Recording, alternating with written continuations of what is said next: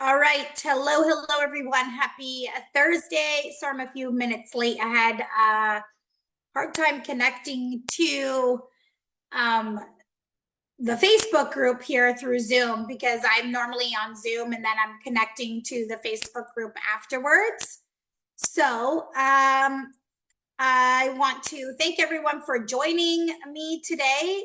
And I'm going to be talking about how to read food labels today. Sorry, I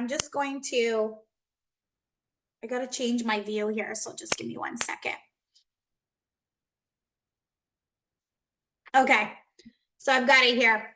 All right, so guys, we are going to dive into how to read food labels today. If you are watching me live right now in the Facebook group, I want to thank you for joining me today, and we're going to learn about reading food labels. The reason why I decided to do this topic is because somebody said that this was a struggle that they had and they wanted to learn a little bit more about it. So I was like, okay, I'm going to do a live training on this. So if you guys have any comments whatsoever, I am going to be monitoring that on my phone over here. And we will go at this and I'll try and teach you as much as I can today on what is the best way to navigate food labels and read food labels while you're at the store. Okay, so one of the things, I'm just going to pop up my notes over here. So first of all, when we're looking at a food label, actually, I'm going to pop up a food label if I can. One of them, I had one prepared here. And we'll look at like a nutritional label together. Okay, so I'm going to share my screen. And we could take a look at a nutritional label together here so that you can understand what I'm talking about. So first of all, when we're looking at a food label, the food label is going to have the nutrition facts. So we're looking at a slight bread here, a label for bread. And it's always going to tell you 2 slices equals 80 grams. So if we weigh out on a food scale 80 grams, which should be about 2 slices. Now, this is not always 100% accurate because not every slice in that loaf of bread is going to equal 40 grams. Okay, the end of it might be 35 grams. So we also have to understand like it's not going to be 100% accurate unless you're actually weighing it out, okay? Now the thing that we will see is that we'll see that it always has the total amount of calories on here. And the other thing that we really want to be paying attention to is the macronutrients, okay? And so when it comes to calories is basically going to be how we measure energy, okay? It's in units of energy that fuels our bodies, and consuming the right amount of calories is essential for maintaining good energy balance, okay? Now, daily caloric needs for women are going to range. It'll range based on your age, your activity level, your height. Typically we take in consideration sex, age, height, activity level. And once we take all of these things into consideration, then we could decide like what your actual maintenance calories are. And what maintenance calories is basically the amount of calories your body needs to maintain your current weight. Now, when it comes to macronutrients, there are 3 main macronutrients, which if we look at this food label here, we'll go back to that food label. Where was it? We'll go back to this, sharing this food label here, is we'll see that it'll list the 3 major macronutrients, which are fats, carbs, and protein. So for every gram of fat, we multiply that by 9 to get the calories. So this is listing that it has 1 gram of fat in here. So 1 times 9 would be 9 calories coming from fat. I'm just going to calculate this. So we're going to do 1 gram times 9 equals 9 calories coming from fat. And then if we look at carbohydrates, this has 39 grams of carbs. And under the carbohydrate umbrella, we also have how many grams of fiber and how many grams of sugar is it will show on here as well too. But for the sake of this, we have 39 grams of carbs. And for every gram of carb, there is, you want to multiply that by 4 to get the units of calories. So 39 times 4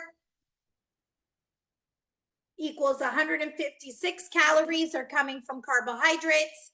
And then here it has 8 grams of protein, which is plant-based protein. So 8 times for every gram of protein, you're going to multiply that by 4. So you have 8 times 4, 32 calories. So we should add up 32 plus 156 and 9 should give us the right amount of calories, but you will see here that it's actually should come out to 197 calories, but the label is showing 190. And that is because they are able to deduct the fiber from the carb. So really 39 times 2, they will calculate 37 times 4 plus 9 plus 32. And then that's how they kind of get to the 190 calories, okay? But the first, when you're reading a label, what we first want to look at is some important things. Is this a carb? Is this a protein? Or is this a fat? And we could see here that when we look at this, the macronutrient with the most amount of grams is a carbohydrate.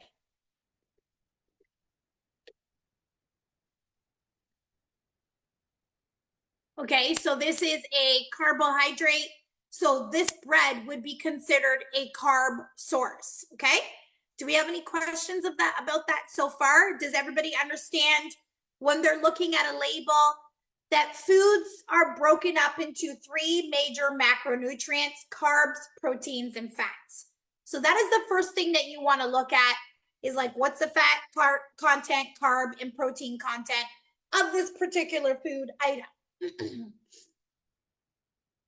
So once we've looked at your macronutrients for that label, the next thing that we want to look at is understanding the labeling guidelines. So we have total carbohydrates. So that's the section of the nutrition facts label that includes all of the carbohydrates in the food, including sugars, starches, and fibers. Then we could see that we have the dietary fiber.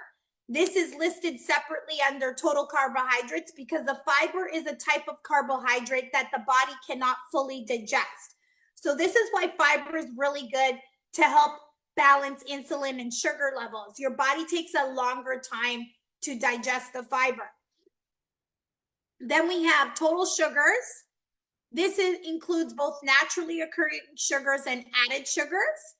And then we have added sugars. This is a separate line under total sugars and specifically indicates sugars that are added during the processing of the food. Then you'll see things like sugar alcohols. And this is another category that is sometimes listed under the total carbohydrates. However, not all food labels are required to list sugar alcohols unless it's a claim made about the health effects of sugar alcohols, such as sugar-free or reduced sugar. And I actually want to show you. Let's look at one. I wanted to look at here where it says no sugar added. Let's look at this label here for ketchup. It's advertised as no sugar added. So let's see under the label here, they have it as total sugar 0 gram. But then if we look at the ingredients, it has tomato paste, vinegar, water, salt, yeast, spices, and sucralose. Sucralose is a type of sweetener that is being added to this, and they have to show this. It shows 3.7 milligrams of sucralose per 15 mils. So 15 mils is a tablespoon. So it has sucralose in here. Now, if we look at a PC Blue menu, ketchup style, let's look at the nutritional labels on here. So sugars, it has 1 gram, but let's look at the actual ingredients. This has tomato paste, white vinegar, water, salt, seasoning, which contains onion, and then this actually has stevia extract, which stevia is a natural occurring sugar. So you'll see these differences on the food label. So the other thing, I'm going to stop sharing my screen here. So the other thing that we want to look at is why sugar alcohols may not be fully counted. Okay, so a lot of times sugar alcohol are not fully counted on the label.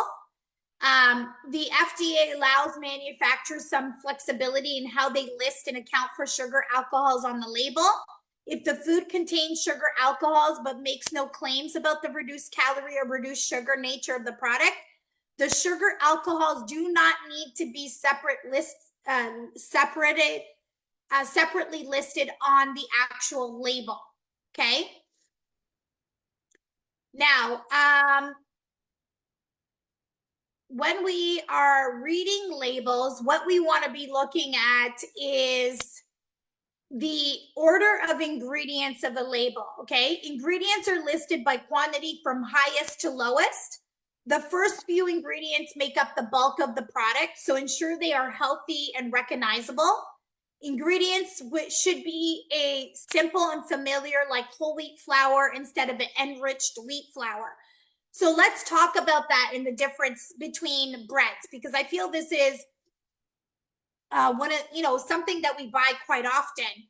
And I looked at a few different types of bread labels before we did this. I looked at them this morning and found one that was like the most, I think, healthier one, and we'll look at all of them. The whole wheat flour is made from grinding the entire wheat kernel, which includes the bran, germ, and the endosperm. This means that it retains all the parts of the grain, providing a rich source of nutrients.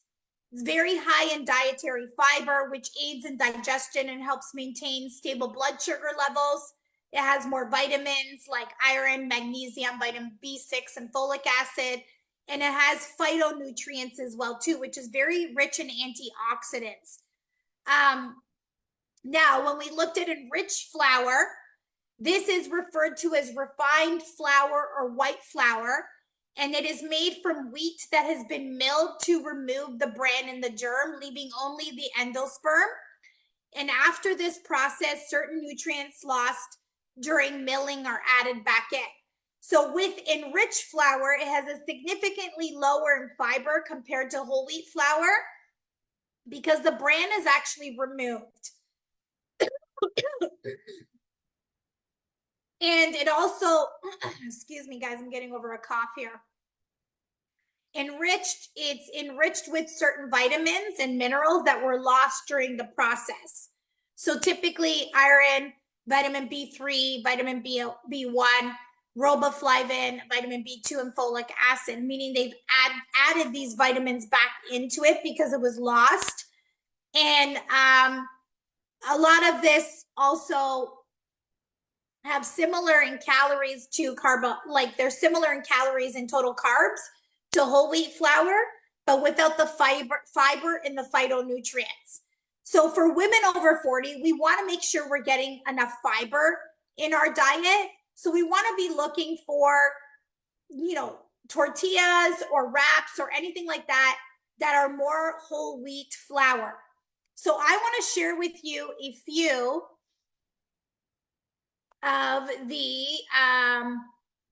labels that I found this morning on a few different ingredients for bread. So one second here, I'm going to share it with you.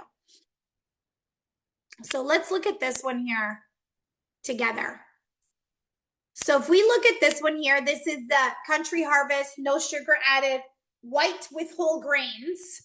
Oh, let's see if they had, so it is white with whole grain. I thought there was, okay, no sugar had it added whole wheat, okay?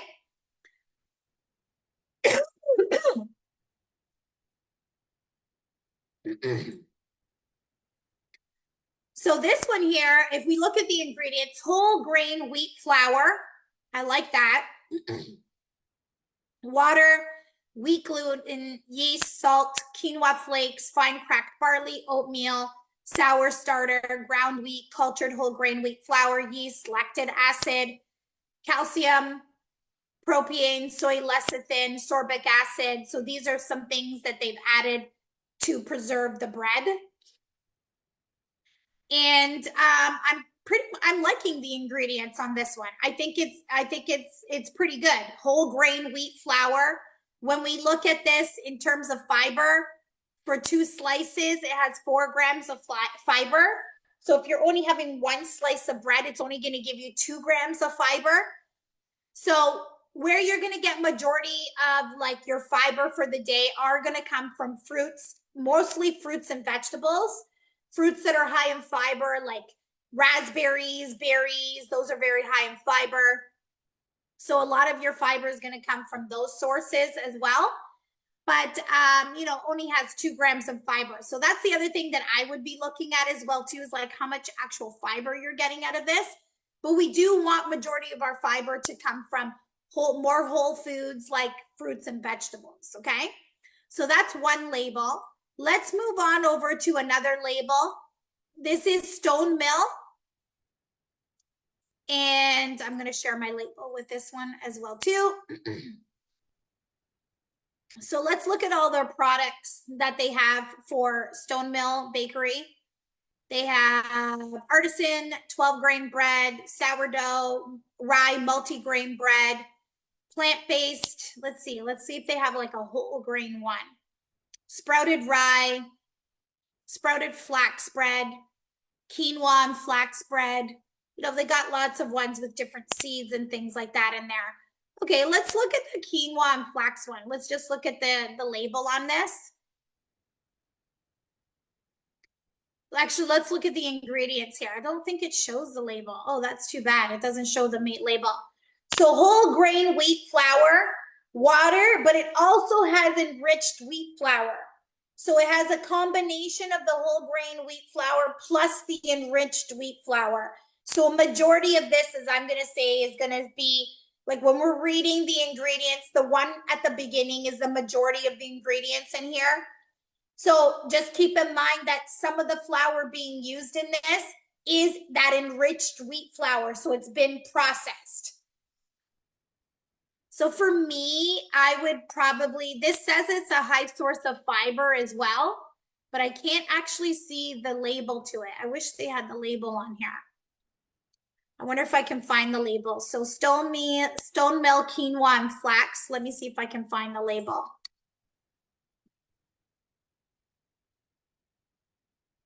Quinoa and flax bread label. Let me see if we can find it.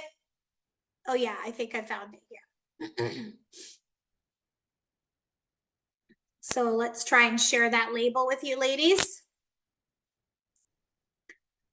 So here it's 210 calories for 2 slices, 5 grams of fat. We've got 33 grams. Oh, and it's got 5 grams of fiber for 2 slices. So it's got 1 gram of fiber more than the other bread. But it also has some enriched wheat flour in here as well too. Okay, now let's go look at another brand, which is the Silver Hills. I think that this is actually a really good brand. With some, so I was looking actually here at the whole grain tortilla wrap. So ingredients: organic sprouted whole wheat flour, water, organic cultured wheat flour, like really great ingredients.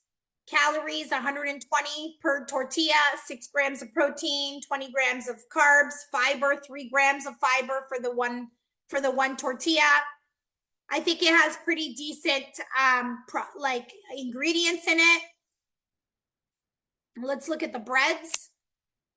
Let's look at what's this one, Little Big Bread, that or Omega Amazing. I think they have just some more omegas in there.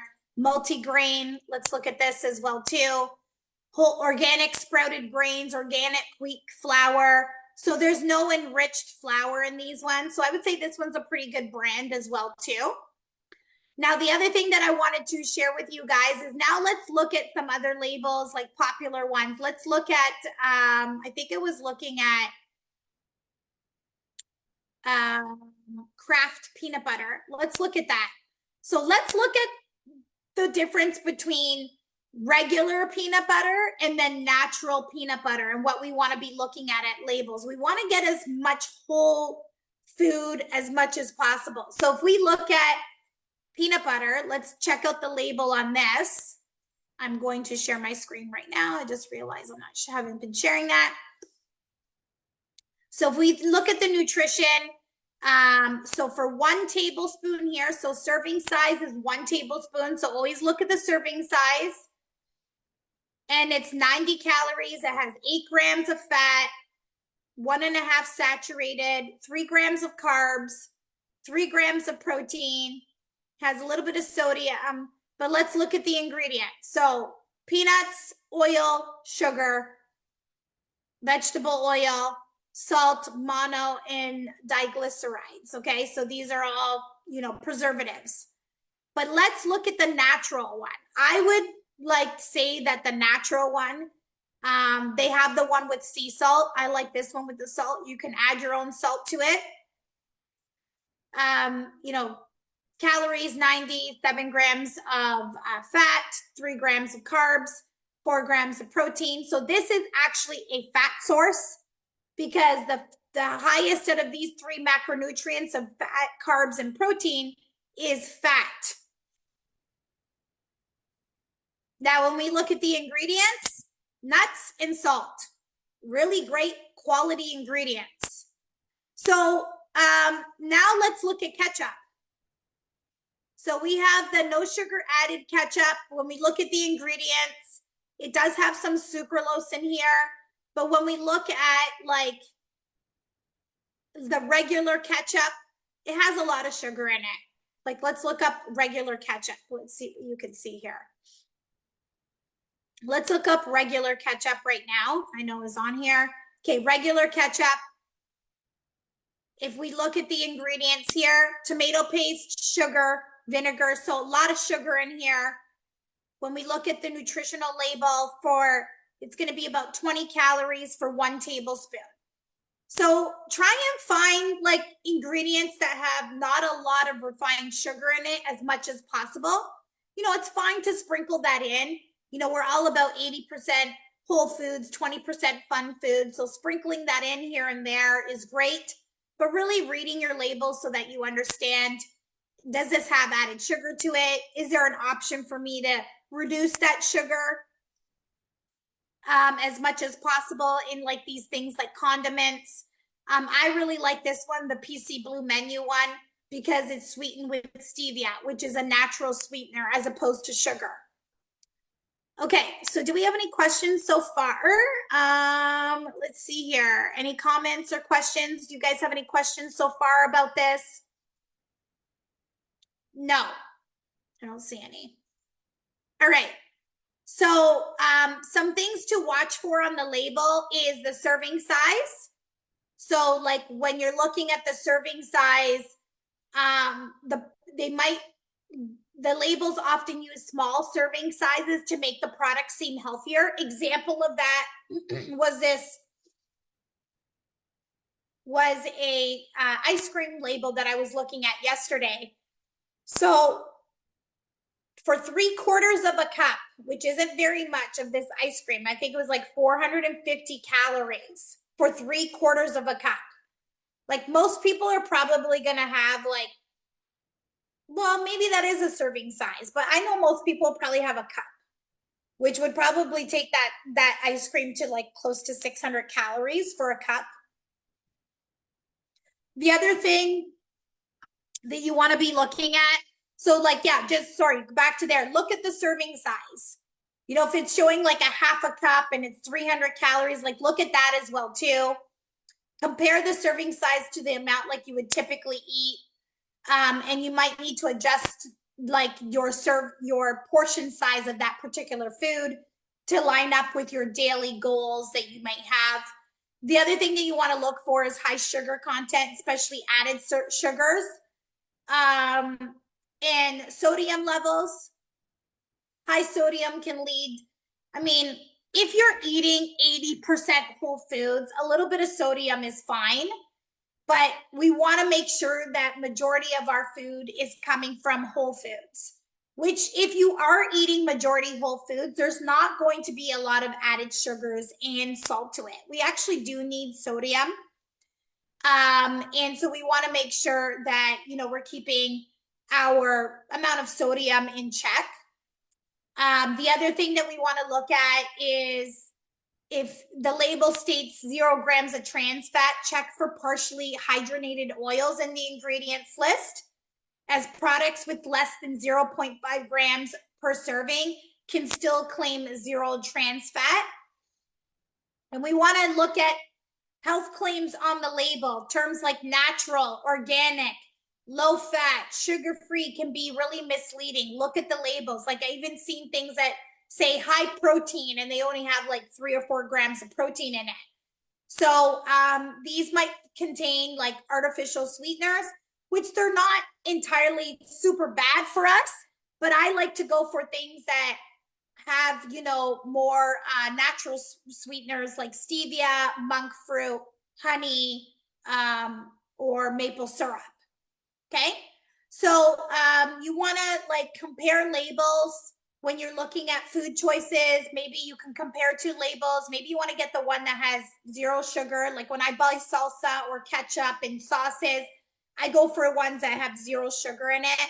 I just don't want that extra added sugar and calories to my diet. And you can use apps. The other thing that you could do is use apps like MyFitnessPal, Chronometer, which you can scan barcodes and it'll automatically provide the detail and nutritional information and all of the health ratings and everything like that on the label when you scan it. So practice like we did today, like looking at the various food labels when you're looking at things like breads, cereals. Yeah, like really look into that. And also like everything in moderation, ladies. Like we don't have to, you know, we're very big on, again, 80% whole foods, 20% you know, fun foods, processed foods. Let's just pick those processed foods a little bit better. But it doesn't mean like we need to totally eliminate it as well too. All right, so I hope this was really, really helpful for you. If you're watching the replay and you have any questions, please pop the comments in the comment section. I'm in and out because Wi-Fi isn't the great here at work. Okay, no problem, Rose. If anybody else is watching, say hello. I don't know if I think there's a few people watching live right now. I hope this was really helpful for you in terms of how to read food labels. So number 1, we want to be looking at macronutrients, identifying if it's a carb, protein, or a fat. Number 2, we want to be looking at ingredients. Hi, Nancy. Want to be looking at ingredients. Does it have added sugars to it? What, you know, when you're looking at things like bread, is it whole wheat? Is it enriched wheat? We want to be looking at things like that. Look at the ingredients. Let's try and get whole ingredients on there as much as possible. And just be very mindful when you're shopping. You can compare ingredients with different products and really see which one would be better for you. Hi, Krista, as well, too. Thank you for joining. So do any of you ladies have any questions, or what is maybe one thing that you can do this week when you go shopping that you can implement? I want you to pop that in the comment section. So are you going to look for, identify the macronutrient that it is? So when you look at the label, is this something that you're going to do? Is like, okay, this week when I go shopping, what I want to do is identify the macronutrient of this particular food item. If you're going shopping. The other thing too is like we want to make sure that we're doing majority of our shopping on the perimeter of the like grocery store. that we're not doing a lot of shopping in the middle aisles for food, because the middle aisles is mostly processed foods in the middle aisles. We want majority of our foods coming from whole, nutrient dense foods. So vegetables, fruit, meats, a lot of whole foods coming from the outer perimeter of the aisle of the grocery store. Greek yogurts, cottage cheeses, things like that. And then when we are picking those more processed foods, we want to make sure that we're reading the labels appropriately as well too. All right, ladies, thank you so much for joining me today. I hope this was really helpful. If you're watching the replay or watching this right now, comment below one of the things that you're going to do this week when you go grocery shopping that you can implement this week. Never looked at it the way that you just described it. Very interesting. Perfect. Awesome. So practice that. Look at a label and identify what macronutrient it is. Is it a carb, protein, or a fat? The one that is the highest number of the macronutrient, that is the main source. All right, ladies, thanks so much for joining me today. You all have an amazing day. We will chat with you next week. Again, I want to remind you, we're doing our 7-day challenge next week. So comment challenge below if you want the link to this. It's a 7-day summer shape up challenge where we're going to be focusing on some primary habits that will help you with fat loss, but it'll also help you increase your energy levels, reduce those cravings, reduce that hunger, that constant feeling of being hungry all the time. We're going to tackle these things in 7 days. You will notice considerable changes in all of this. So what we're going to do is we're going to start that on Monday. Everyone is welcome, current clients as well too. Comment challenge below if you want the link to join us for free. It's also free. And we'll start that on Monday. All right, ladies, have a great day and we will chat soon. Bye for now.